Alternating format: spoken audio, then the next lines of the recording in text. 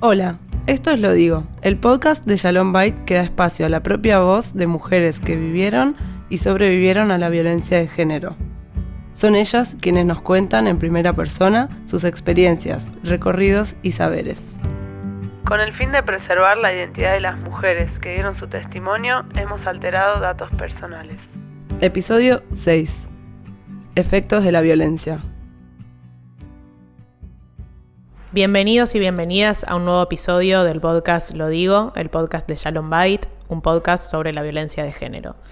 Mi nombre es Tamara, soy trabajadora social y formo parte del equipo profesional de Shalom Bait. Me acompaña Esther. Hola, ¿qué tal? Soy Esther, psicóloga en Shalom Bait. En este nuevo episodio vamos a hablar sobre los efectos de la violencia de género en las mujeres víctimas.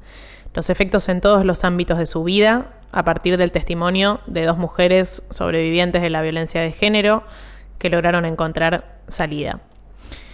Vamos a conversar con ellas para conocer su testimonio y sus experiencias y también para hablar y derribar mitos en torno a los efectos de la violencia de género. Hoy nos acompañan Carolina y Sofía. Hola, chicas. Hola, ¿cómo están? Hola, ¿qué tal? Bueno, les agradecemos mucho por estar acá, por dar su testimonio y palabras valiosas para quienes nos están escuchando. Empezamos con las preguntas. Bueno, sabemos que la violencia de género impacta en todos los ámbitos de la vida de las víctimas, desde lo social, lo vincular, lo laboral, lo económico. Nos gustaría que nos pudieran mencionar ejemplos de cómo las afectó a ustedes en esas áreas.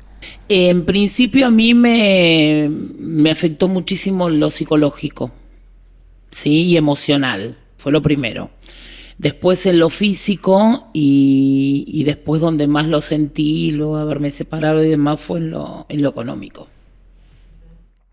A mí, bueno, en su momento, durante la relación y sobre todo cuando pude finalmente, gracias a la ayuda y acompañamiento de Shalom Bait, de dejarlo, fue lo emocional y lo físico. Realmente, yo estaba en un estado de shock muy fuerte. Me llevó muchísimo tiempo, diría años, poder recuperarme. Y también en lo económico, en cierta manera, ligado a lo laboral, porque por lesiones físicas concretas yo tuve muchas dificultades, cirugías incluso, y cosas que impidieron muchísimo y me perjudicaron muchísimo en lo laboral y económico. Pero en lo emocional es el día de hoy que también por situaciones legales que, por demoras, no sé, temas de la justicia que no entiendo, pero realmente es increíble que llevan años y años y no cierran, es el día de hoy que todavía no puedo como cerrar esa puerta y me afecta muchísimo en lo emocional. Ya nos vamos a meter un poco más en relación a los efectos de la violencia de género en la salud, ¿no? Porque ustedes mencionan, lo emocional, lo físico. Todo tiene que ver con la unidad de la salud en un sentido integral, ¿no? Ya vamos a ir un poco a eso, pero quería detenerme un poco más en esta pregunta que hacía Esther en relación a lo social, que a lo mejor no lo mencionaron. Sabemos que uno de los efectos más grandes, ¿no? de la violencia de género tiene que ver con el aislamiento, causa y efecto, ¿no? Digamos, porque de alguna forma cuando una mujer por distintas situaciones puede estar sin una red, ¿no? Puede de repente más fácilmente, ¿no? entrar en la dinámica de la violencia, y a su vez es uno de los efectos, ¿no? Esta idea del control sobre las mujeres y cómo poco a poco una va dejando de tener una vida independiente y autónoma, de tener amigos o amigas, de alejarse de ellos, de ellas, de sus familiares. ¿Algo de esto les resuena, les pasó durante la relación de violencia que vivieron? Sí, en mi caso sí. Todo lo que dijiste y más. Digamos, en principio me invitaron a que dejara mi trabajo, me llevaron a vivir más lejos de mi familia, bastante lejos, que se me complicaba, poder tener contacto con ellos, perdí mis amigas, siempre había algún motivo de discusión, de peleas con algunas, parejas, ¿no? Las parejas de mis amigas, entonces, bueno, no era bueno para mí que yo siguiera con ella porque siempre tenía que terminar eligiendo, ¿no? Entre mi familia o mi amistad. Después, bueno, por una situación familiar de decir, bueno, un proyecto de vida en común y qué sé yo, con nuestros hijos, el hecho de dejar de trabajar, entonces ya me aislaron del trabajo también, por ende ya no tenía compañeros de trabajo, no, cada vez era peor. Lo único que me quedaba eran las mamás del colegio, que obviamente ellos se encargan de mostrar que tenés una familia perfecta y lo creían imposible que él pudiera hacer algo como lo que hacía. Entonces, por ende, ¿me entendés? Yo estaba como sola. Sí, y cada vez más aislada, digamos. Sí, re sola y como lejos de todo, que eso después, en el momento que uno tiene que tomar una decisión, ¿sí? Como separarse y demás, o irse, agarrarte tus hijos, tus cosas y decir, bueno, basta, hasta acá llegaste, es como más difícil porque vos decís, no tengo a dónde ir, no tengo quien me ayude, no tengo dónde vivir, no tengo un trabajo, no tenés nada. Sí, la ausencia de red, ¿no? Totalmente. Y por ahí pensar también cómo llegué a este punto, claro, a no tener nada. Sí, ¿no? sí, no, y eso también, ser uno. Claro, te enojas con vos misma. Conmigo misma me enojaba porque obviamente mi autoestima llegó hasta el piso, todo lo que me decían me lo terminaba creyendo porque era como, ¿entendés? El cuento sin fin, siempre había algo para decir y hablar de mí, y esta cosa de nada, de que uno, yo era buena, muy buena, era muy ingenua, ¿me entendés? Y cuando terminás pasando por todas esas situaciones, después terminás diciendo, pero a mí me gustaba ser buena. Me gustaba ser crédula, ¿me entendés? Yo era feliz así. O sea, ¿por qué tuve que pasar todo esto? O sea, ¿qué me dejaste para que yo dejara de ser quien yo quería ser y que me hacía feliz? Era así, ¿no? Es como un montón. ¿Y que tenías que ser entonces diferente? O sea, de alguna manera tuviste que cambiar tu forma de ser. Rotundamente. Ajá. Primero me tenía que hacer cargo de situaciones que no eran las que a mí me correspondían, porque yo terminaba siendo la culpable de todo lo que sucedía en mi casa, con todo, desde si se derramaba un vaso hasta si algo no estaba limpio, cualquier cosa que sucediera con mis hijos. O sea, yo era una cuenta sin pagar. Siempre escuché, y en varias situaciones, ¿no? En grupos sobre todo de mujeres, como que nosotras nunca hacemos nada, pero para ellos en ese momento, sin hacer nada, terminamos haciendo de todo, porque siempre terminamos siendo culpables de todo lo que no está hecho o lo que para ellos no está bien hecho. Entonces uno deja de ser uno, porque trata de adaptarse, ir adaptándose. Si gritas, bajar la voz, porque a vos te molesta. Si miras un programa y no te gusta, cambiar porque, bueno, si el nene molesta, levantarte, agarrarlo, sacarlo, entretenerlo, para que no se cree una conflictiva familiar, y así. Sí. O sea, sí, es como si estuvieras mencionando, Sofía, un montón como de efectos psicológicos, ¿no? En relación a esto de la confusión, ¿no? De si hago o por qué no hago. Bueno, ni hablar de la angustia, ¿no? De esto de dejar de ser quien una es, la pérdida de la identidad en todo esto como un efecto. A vos, Carolina, de todo esto que te resuena. Todo lo que dijeron, todas, realmente.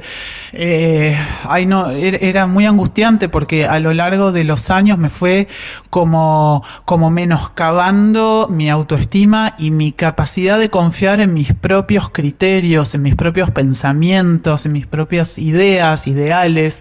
Esto me decía, por ejemplo, hay una frase, ahora me voy acordando y me trae escalofríos. Por ejemplo, pasaba alguna situación que él no estaba de acuerdo y me decía, no, repetí lo que yo digo.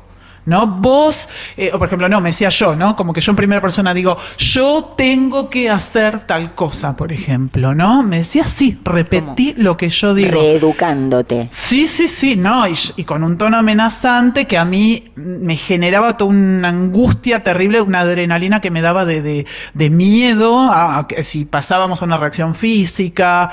Después, por ejemplo, bueno, otra frase de cabecera de él era: tu vida sin mí es una mierda. Típico que me decía eso, vos sin mí no vas a poder. Después, bueno, hacer una manipulación terrible conmigo y con, por ejemplo, con mi familia y amigos que teníamos en común. O sea, él, por ejemplo, a mí me hablaba muy mal de mi familia cercana, mi hermana, mi mamá, mi papá, y como que quería como que yo me aleje. Yo tengo y tenía una buena relación con ellos y quería como que yo me aleje, ¿no? Porque mi familia claramente veía el panorama y claramente querían desesperadamente siempre que yo lo dejara. Y todas esas frases tuvieron una consecuencia de alejamiento para vos. O sea, después de que me llevó tanto tiempo dejarlo, sí, por supuesto. O sea, él lo que hizo fue también todo un juego de, como te decía, manipulación también con el grupo de gente conocida, ¿no? O sea, les hablaba mal de mí. Después, cuando nos separamos, sé que él estuvo diciendo que yo soy típico una loca. Como resultó ser una loca, entre comillas, una de sus hermanas con la cual él nunca hablaba, y después cuando me separé me enteré que esa hermana loca, entre comillas, era una mujer que sabía perfectamente la violencia de él y me mostró un montón de situaciones, hasta evidencias por escrito, bueno, una serie de cosas que por supuesto él buscaba que no haya contacto entre comillas, sus víctimas, ¿no? O alejarme de aquella familia o amigos que podían hacerme ver o intentar lograr que yo lo dejara definitivamente. Así que no, el aislamiento fue muy grande. La dependencia, yo creo que tenía una dependencia, una codependencia terrible con él, porque para colmo, paradójicamente, y no me da vergüenza decirlo, yo lo quería profundamente. O sea, no podía entender esto, lo hablamos mucho acá en Shalom Bait, cómo uno puede creer que una persona que uno quiere y te quiere, uno cree que te quiere tanto, es capaz de hacerte tanto daño. A mí, a mis hijos, ¿no? Y eso es una de las cosas más difíciles después de entender con este tipo de psicópatas, digamos, de que no tienen realmente empatía, no tienen remordimiento, ni tienen sentimientos genuinos hacia alguien que uno cree que te quiere, que te va a cuidar, que te va a proteger, y que no es así, que en realidad estás en manos muy peligrosas. En todo tipo de sentido, emocional, físico, bueno. Sí, sí, incluso sobre esto que decís, Carolina, de más allá de como el perfil psicológico de repente de los varones que ejercen violencia, ¿no? Que tengan o no algún rasgo psicopático o no, me parece que esto que decís de la contradicción, ¿no? O esto que ahora podés decir y ver de sentir que lo querías mucho, es parte también como de los efectos, ¿no? En relación a lo que le pasa a una víctima de violencia cuando está en ese contexto, con la dinámica de la violencia, ¿no? Que hablamos también en otros episodios, la confusión, ¿no? Esto de que el maltrato no funciona de una manera... Sí, lineal, porque había dos etapas que creo que son bastante características, por lo que después yo pude conocer y investigar un poco más a fondo, que tienen estas famosas etapas amorosas, de mucho amor, de contención, de volver con los brazos abiertos, sobre todo después de episodios de violencia, hasta que de repente, de la nada, porque por supuesto no es que no hay ningún tipo de justificación, pero ni siquiera, no solo no hay ningún tipo de justificación, ni siquiera había circunstancias de gran conflicto como para decir, bueno, violencia no, pero por lo menos puede haber una diferencia de ideas. No, sin siquiera haya nada que lo dispare de la nada, o uno nunca sabía qué podía dispararlo, sácate. O sea, agarraba una violencia terrible, tanto verbal y en mi caso física, ¿no?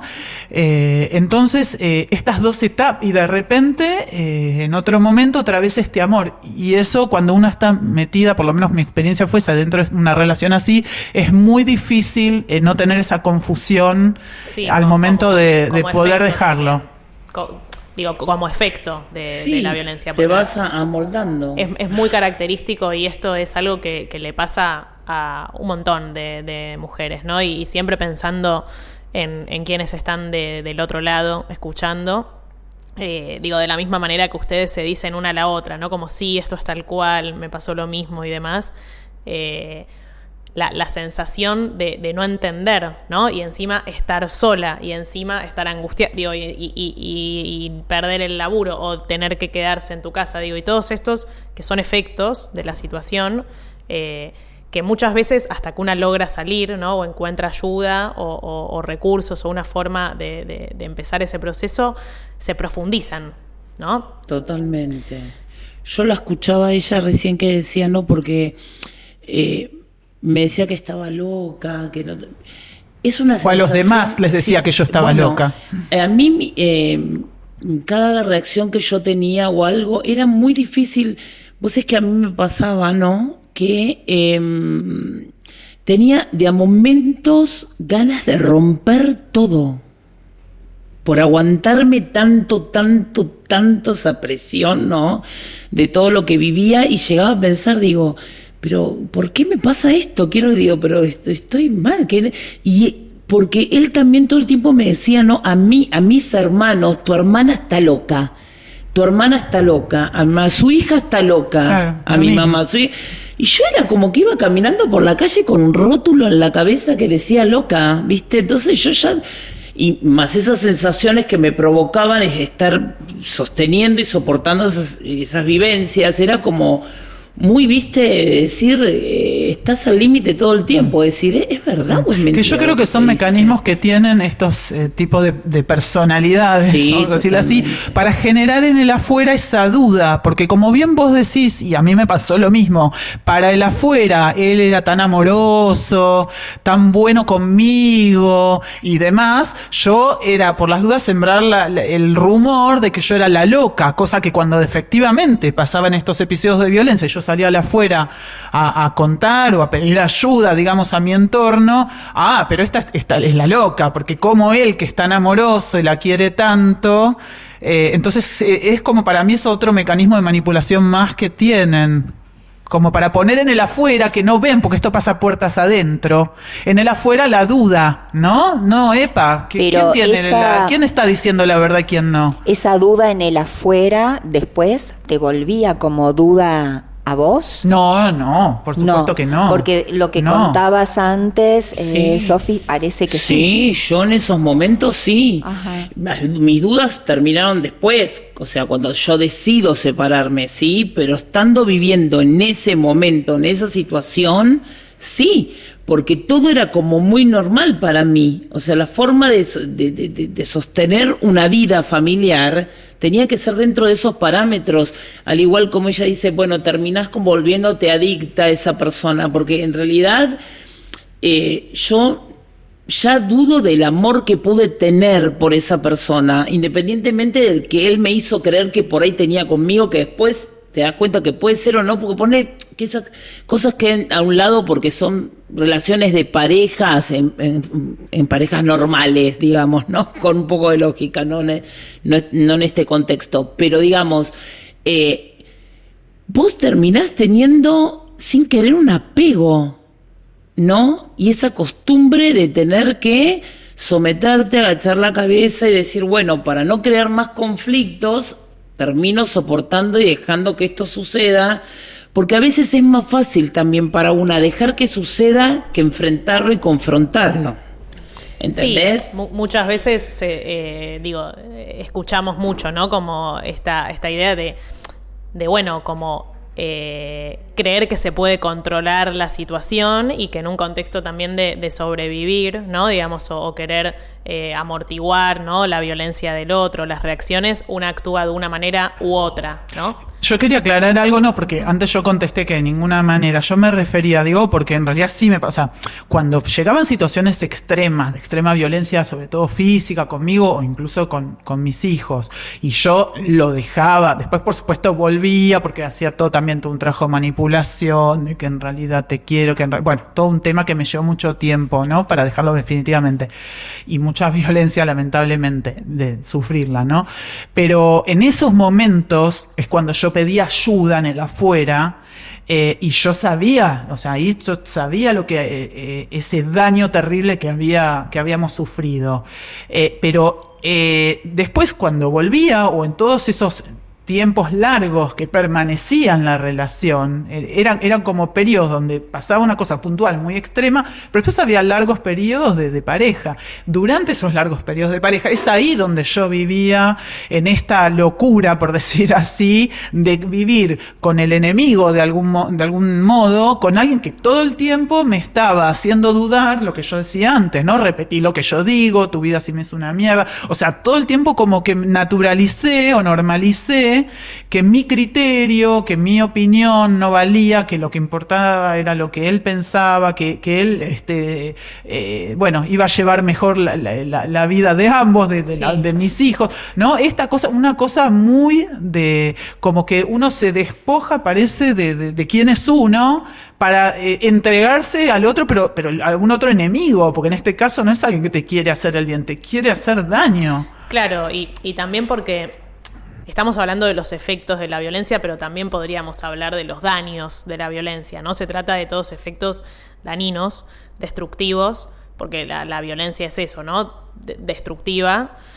Y pensaba en esto que dijeron tantas veces, ¿no? Como la palabra locura, ¿no? Y cómo también nosotras a veces hablamos, ¿no?, desde el equipo de Shalom, del arrasamiento, ¿no?, de la subjetividad, ¿no? Y esto que decías vos, Carolina, de la duda respecto a los propios pensamientos, la pérdida de criterio, digo, ese arrasamiento, ¿no? Y cómo después lo que queda es como reconstruir sobre eso, sobre lo que tal vez llegó a haber nada después de todos estos efectos que ustedes Sí, en mi dicen. caso a veces también era miedo o sea, no quería contradecirlo por miedo.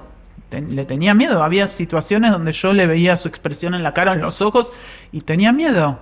Y de hecho, más de una vez, esas situaciones han terminado en violencia física en contra mío y hasta ha llegado a lastimar a mis hijos. Que eso es el día de hoy que tengo muchísima culpa por haberlos expuesto. Vos hablamos de los daños.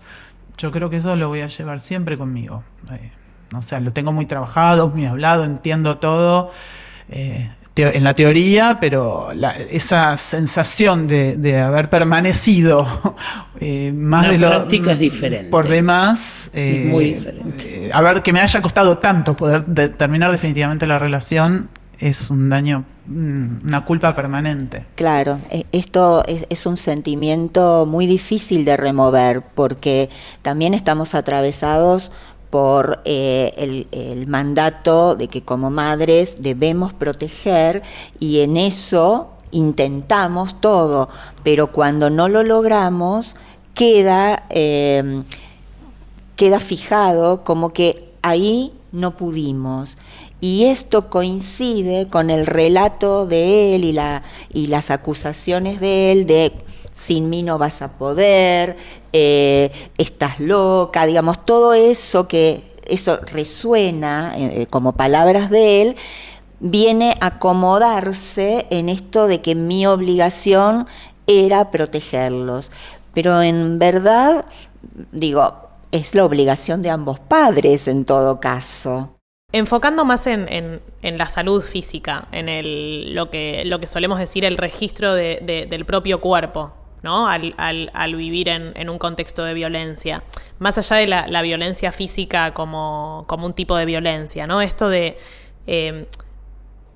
cómo se sentía en el cuerpo la violencia? ¿Cómo sentía en su cuerpo ese registro en esa época? Yo vivía en alerta permanente, eso me doy cuenta ahora.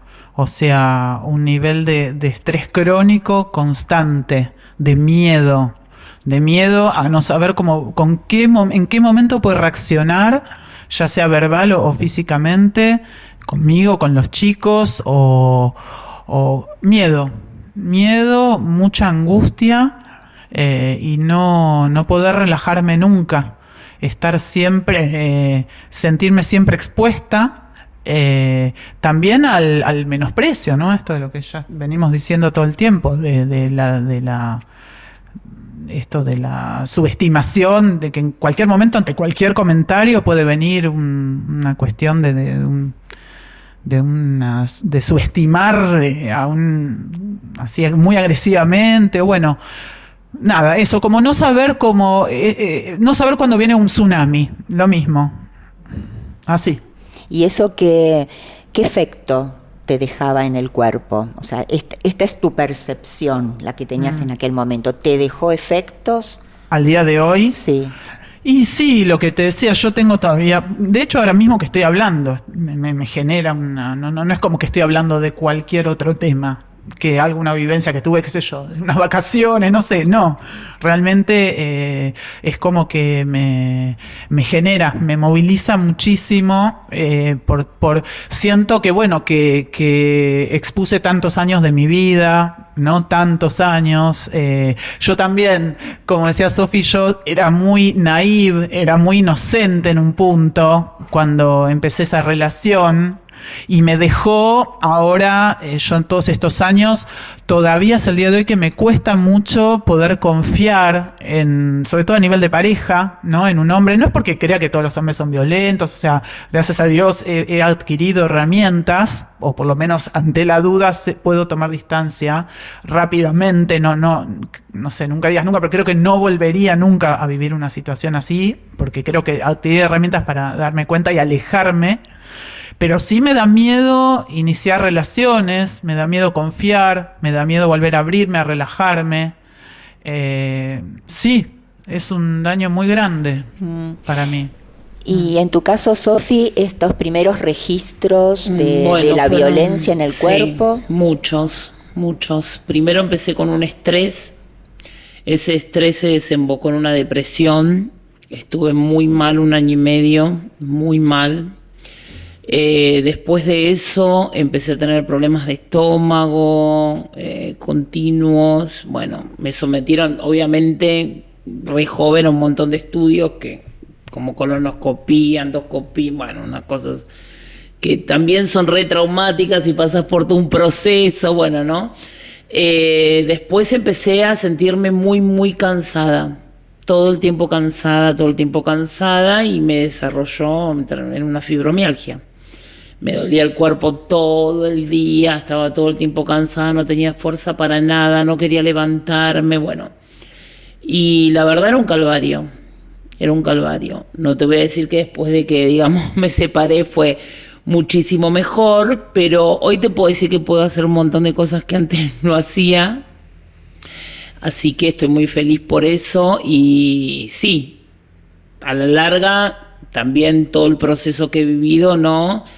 Pasé por 4 operaciones en menos de 2 años, ya no, digamos, no tengo útero, bueno, te pasan un montón de cosas que tenés que transitar, ¿no? Por lo menos en mi caso, fue muy arrasador.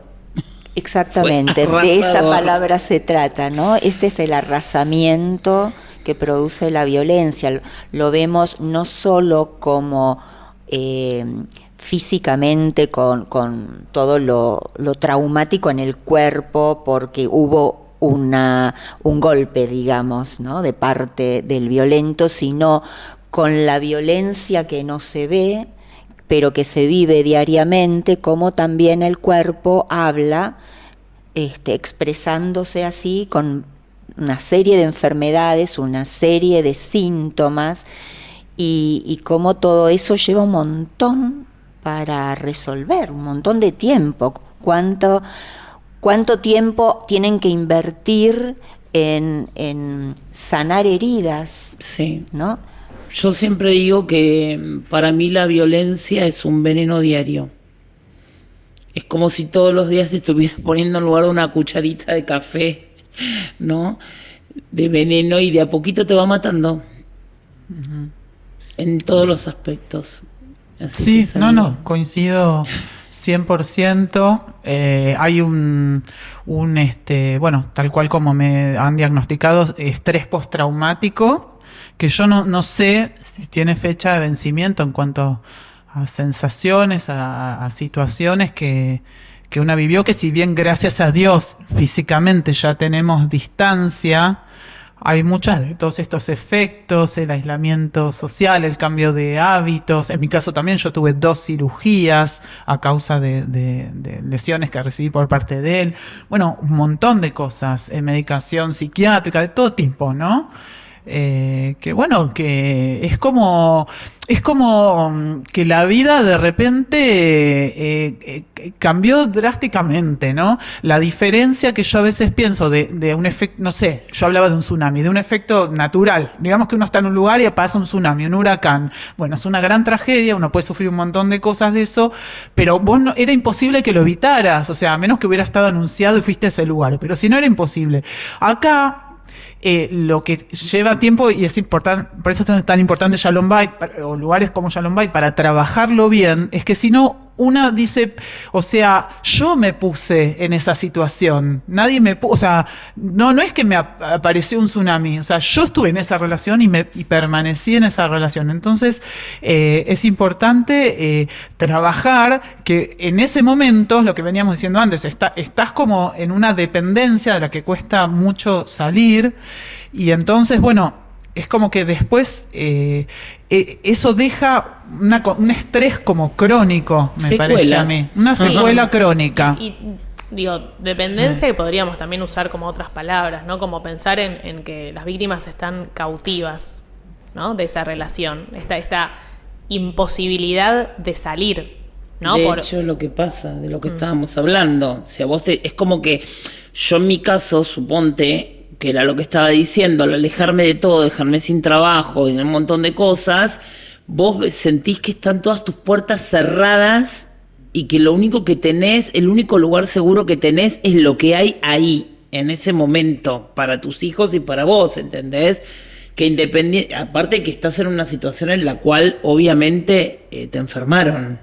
Claro, Porque, eso es lo que pasa. Sí, entonces sí. Discernir un poquito de todo eso y decir, bueno, pará, ¿se puede hacer algo y cómo hago esto? Con tanta confusión, viendo todo tan negativo, tan nublado, porque la realidad no es, es negativo, porque todo lo que nos está pasando es tremendo, y ver cómo salís de todo eso sin tener herramientas que en algún momento tuviste, y tener que crear nuevas sin nada, porque no tenés nada, tenés tus hijos o tu amor, tus ganas, ¿sí?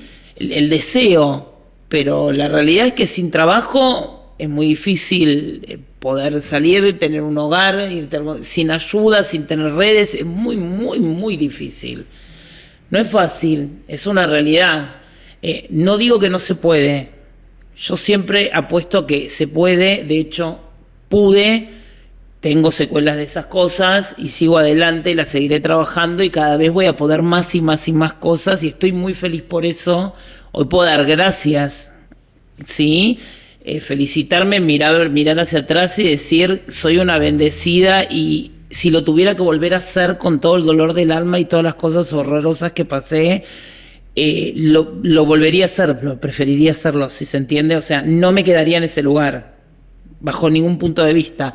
Te podría llegar a decir, bueno, a las 3 no, que si seguiría en ese lugar, creo que estaría muerta. Bueno, yo pienso lo mismo, siento lo mismo, lo sentí visceralmente cuando definitivamente lo dejé, que en más de una oportunidad de las que estuve expuesto a mis hijos a violencia física, podríamos haber estado muertos, no sucedió, Pero sí, yo pienso lo mismo. Si me hubiera seguido exponiendo, pero yo también, podría perfectamente haber sucedido. Sí, sí, pero yo digo también, viste, no solamente muerta porque te peguen un golpe y te maten, sino en el sentido de estar el daño viviendo emocional. una vida tan caótica, un calvario tan grande, sin quererte, siendo adicta, porque se terminan siendo como una adicción que uno no quiere para uno, que la está enfermando, o sea, es como que estás viva, pero muerta en vida. Muerta en vida. Lo que pasa es que es muy difícil cortar ese vínculo cuando hay una situación de cautividad. Sí.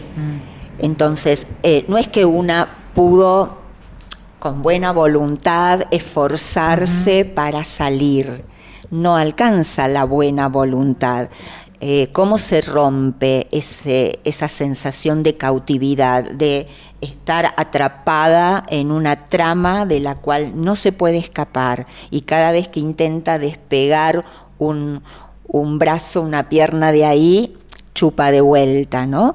Esa situación es la que también da vueltas en la cabeza de una y hace pensar cómo no salí, cómo no pude, por qué no me fui antes. Y primero, para poder cortar esta línea, digamos, de daño al cuerpo y a la psiquis por la violencia, es empezar a rescatar que una no pudo otra cosa porque estaba en esa situación de cautividad. Entonces, empezar a sanar va por el lado de reconocer la situación de entrampamiento y después, a partir de ahí, empezar a pedir ayuda. Sí, y el entrampamiento con todos los efectos que ustedes vienen nombrando, ¿no? Como, porque todo esto ocurría mientras la situación de violencia existía, mientras ustedes estaban en pareja, conviviendo con estas personas, después seguramente también, pero el momento de mayor gravedad, ¿no? de las violencias y de los efectos ocurrían cuando ustedes estaban ahí, ¿no? Entonces, imagínense, ¿no? Tomando palabras de ustedes, de si hay un montón de efectos, ¿no? que los siguen viviendo hasta el día de hoy, lo que se sentía en ese momento. ¿Cómo salir, ¿no? de esa situación? Bueno, es como tantas cosas, ¿no? que de las tantas cosas que decimos acá en Shalom Bait, en el grupo, muy, muy seguido, una de ellas tiene que ver que de esto nadie sale sola. Sí, no, totalmente. Es imposible. Porque aparte, como bien decías recién, si no te chupa de nuevo para adentro, que es lo que a mí, por lo menos, mi experiencia siempre me pasaba. Siempre me volví a captar a través de que me hablaba con amigas, con familia, a mí misma. Hemos ido, entre comillas, a una terapia de pareja, una terapeuta, por supuesto, seleccionada por él. O sea, nada, todo tipo de estrategias, digamos, manipulaciones. Sí. Manipulaciones, y cuando otra vez estaba cautiva, como bien decís, emocionalmente sobre todo, Claro. otra vez empezaba. Es que es como ella dice, ¿viste? No es lineal. Vos decís, ¿cómo pudiste estar 16 años con alguien así? Claro, pero es que no es lineal. O sea, vos estás embarazada, se cuida. Estás por parir, 8 meses y medio, ¡buah!, tiene un episodio. ¿Entendés? Tuviste al bebé, se aleja y está más tranquilo y qué sé yo, se acerca. Y después vuelve a atacar, ¿entendés? De nuevo. Le decís, me quiero separar, me quiero ir, y hoy hago terapia, empiezo ya con una terapeuta, ¿entendés? Es como vivir, es como si uno viviera, se me acaba de ocurrir esta imagen, en el náufrago en el mar, y hay un tiburón acechando y uno no sabe cuándo va a atacar, pero está acechando. Vos preguntabas cómo se vive, con esa sensación, ¿no? Que no sabes cuándo te van a venir a atacar. Porque, bueno, eso es lo que sucede realmente, no es que una está loca, como ellos dicen, esto realmente pasa. Al pasar puertas adentro, es muy difícil pedir ayuda en el afuera porque no te creen. Lo ven tan amoroso, tan todo, que no creen. Hasta siguiendo como con esa imagen, hasta que viene un barco más grande, ¿no? Digamos, en el que estás vos ahí rodeada de ese tiburón y te tiende una mano, ¿no? Sí. Y podés escapar, ¿no? O salir, o dar ese primer paso de repente. Los mitos sobre violencia de género son creencias, estereotipos y prejuicios arraigados en la sociedad que se presentan como verdades y pasan a formar parte del sentido común popular. Estos conceptos justifican la violencia contra las mujeres, minimizan sus efectos y responsabilizan a las víctimas. Así, se convierten en barreras para la concientización sobre la violencia de género, para que las víctimas sean escuchadas y puedan pedir ayuda. Queremos romper estos mitos y transformar las barreras en puentes. ¿Les pasó alguna vez que les dijeran cosas como estás exagerando con lo que te pasa o tenés que tomarte las cosas de otra manera?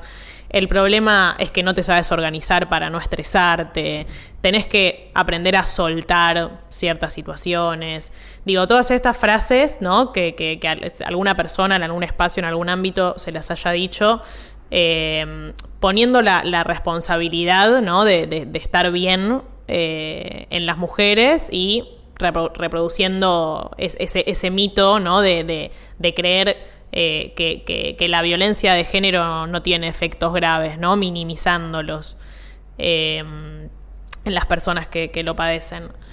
¿Les pasó? Cuéntenos algunos Sí. ejemplos. Sí, a mí me pasaba, por ejemplo, cuando a veces que había situaciones donde había violencia importante, emocional y sobre todo algún episodio físico que yo lo dejaba por un tiempo.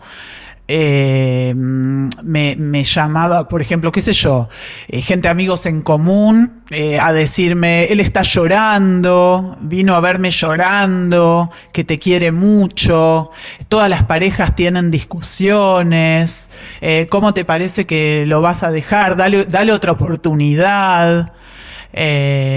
O después, bueno, situaciones más graves donde, por ejemplo, yo conté que he tenido hasta cirugías a causa de violencia física de parte de él. Negar que eso ocurrió, decir que era mentira, que eso así no pasó. Y la gente decirme, ¿estás segura que pasó esto? Como en este segundo caso, desconfiar directamente, o sea, creerle más a él de que yo estoy mintiendo o inventando, tal vez, bueno, que más o menos sería lo mismo. O bueno, o en el otro caso, en el primer caso, exagerando, ¿no? Exagerando, como que eso, como alguien que, no sé, como que estuviera... no sé, él, la víctima, él, o sea, invirtiendo la situación, ¿no? Como que yo soy la mala, que no le estoy dando la oportunidad, que él no me quiso hacer un daño y que sí, es todo al revés. Y que también, digamos, hay algo que vos tenés que poner para que esté bien todo, ¿no? Digamos, esta cosa de o que estás exagerando, como decías. O bueno, dale otra oportunidad, ¿no? Como si no fuera realmente grave lo que estuviera pasando, ¿no? Además, como si dependiera de vos que la situación cambie. La violencia desaparecería si vos fueras diferente, si vos le das la oportunidad, si vos, ¿no? Siempre la responsabilidad de tu lado. Claro, porque aparte, como acá en estos ejemplos que conté, está involucrado el afuera no sabe, o sea, no sabe, ve la película de la parte linda de la película, no sabe lo que pasa puertas adentro. Ahora sí, puertas adentro, esto de decirme sí, ¿no? O sea, de hacerme sentir que no tenía importancia, que no, o esto que decía al principio, repetí lo que yo digo, ¿no? Las cosas son como yo digo, repetí, así es. Bueno, en el adentro sí, desde ya, ¿no? Pero también cuando involucraba al afuera es muy difícil, por eso uno a veces se va aislando del entorno, ¿no? Porque es como que va de algún modo manipulando al afuera para crear esta sensación de que una es la que está exagerando, o está mintiendo, está transgiversando, inventando, ¿no? ¿Y vos, Sofía, te pasó Sí. que alguien te dijera algo Sí. así, minimizando lo que estabas Varias padeciendo? oportunidades. La primera fue cuando me tiró el primer despertador por la cabeza, embarazada de 8 meses, y fui a buscar ayuda a una amiga de 15 años, que le dijo dónde estaba, que fui a la casa de ella y le dijo dónde estaba, ¿no? Cuando él me estuvo buscando por todos lados y me dijo, pero en las parejas las cosas no son fáciles, son así, vos tenés que hablar con él es una buena persona, ¿cómo no le vas a dar una oportunidad? Como decía, y yo volver a mi casa con mi panza. Después también me pasó con mamás del colegio, de mis hijos, ¿no? De decir, no, pero él es divino, me parece que vos sos una exagerada, porque escuchame una cosa, tenés todo, tenés tu casa, viajás, salís, es un buen hombre, tan lindo, aparte, como si vos fuese fea, ¿no? Digamos, ¿no? Y así todo, o sea, era como, tenés que justificar vos lo que vivís y tener una cosa, sí.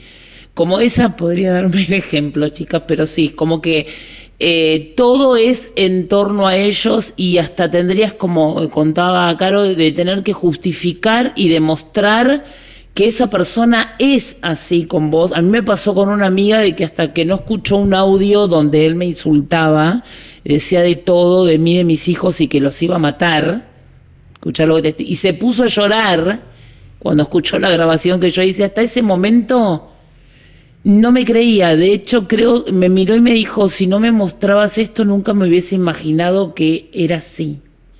Y se puso a llorar, ¿entendés? Pero digamos, vos tenés que estar como todo el tiempo demostrando lo que se supondría que la gente más allegada a vos hasta tendría que entender y ser más compasiva, más comprensiva, ¿no? Más empática con vos, pero bueno, sí. Bueno, sucede. chicas, les agradecemos mucho. No, Muchas gracias por abrirse y compartir con nosotras y con quienes están escuchando también del otro lado. Bueno, gracias. Y ojalá que que ayude a otras mujeres, ¿no? Sí. Que pidan ayuda, por favor. Sin dudas, de nada. Si estás en una situación de violencia de género o te resultó familiar algo de lo que escuchaste, no estás sola. Podés contactarte con nosotras. Hay salida de la violencia de género. Esto fue Lo Digo, el podcast de Shalom Bait. Cada testimonio, y todos a la vez, son muestra de las transformaciones, los caminos y las luchas individuales y colectivas en la salida de la violencia. Este proyecto fue realizado gracias al apoyo de la Embajada de Irlanda.